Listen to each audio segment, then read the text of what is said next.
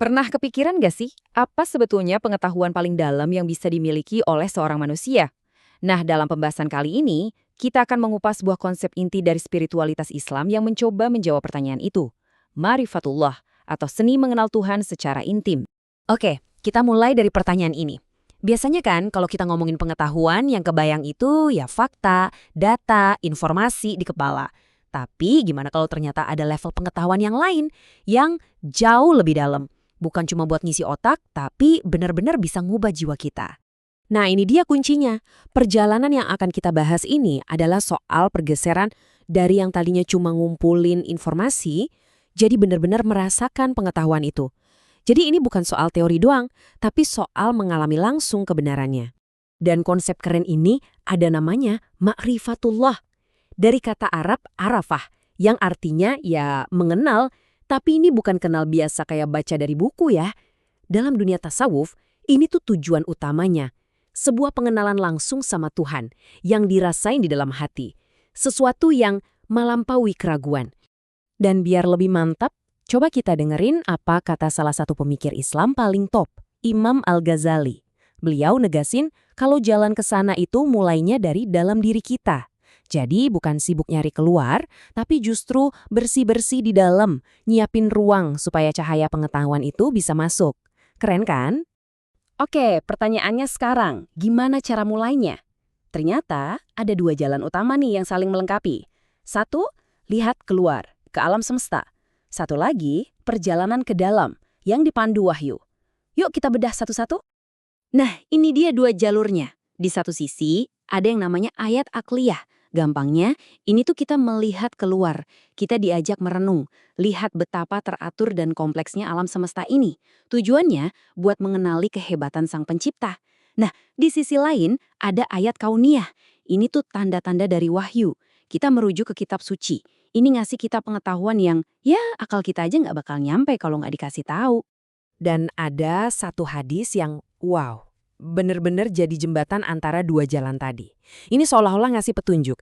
Hei, kamu boleh lihat alam semesta. Kamu boleh baca kitab suci.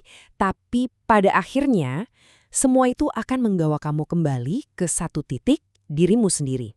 Nah, ini dia poin kuncinya. Dua jalan tadi, melihat keluar dan merujuk wahyu, ternyata muaranya ada di jalan ketiga yang paling krusial. Ma'rifatun nafs, alias pengetahuan tentang diri sendiri. Jadi, perjalanan batin inilah yang jadi tempat semua pengetahuan itu menyatu dan jadi kesadaran spiritual yang utuh. Oke, lanjut. Ternyata pengetahuan ini tuh nggak satu level aja loh, ada tingkatannya. Kita akan lihat 3 level pemahaman yang skalanya itu dari sekadar percaya sampai benar-benar ngalamin langsung. Biar gampang, kita pakai analogi pertemanan aja ya. Level pertama, awam atau orang umum. Ini kayak kita tahu ada selebriti terkenal. Ya tahu aja dia ada tapi dari dengar-dengar doang. Level 2, khas para cendekiawan. Ini kayak kita jadi kenalannya.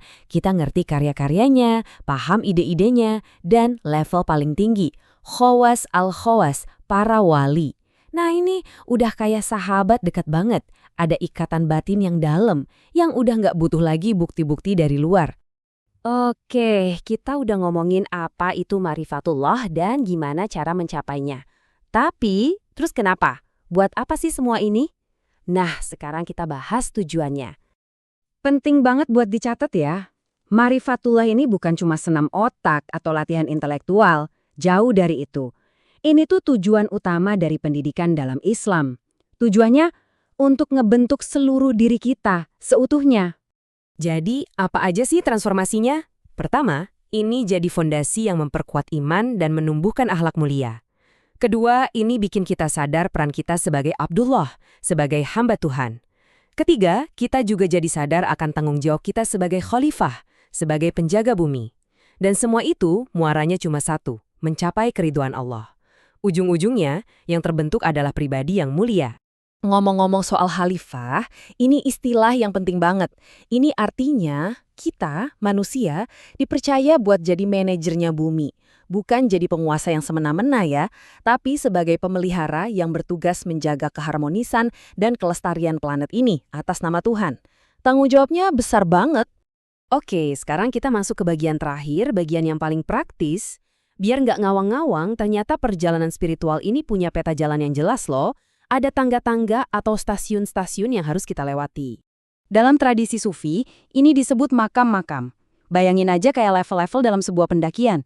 Setiap stasiun atau makam ini adalah satu kebajikan moral yang harus kita kuasai dulu, sebelum bisa naik ke level berikutnya.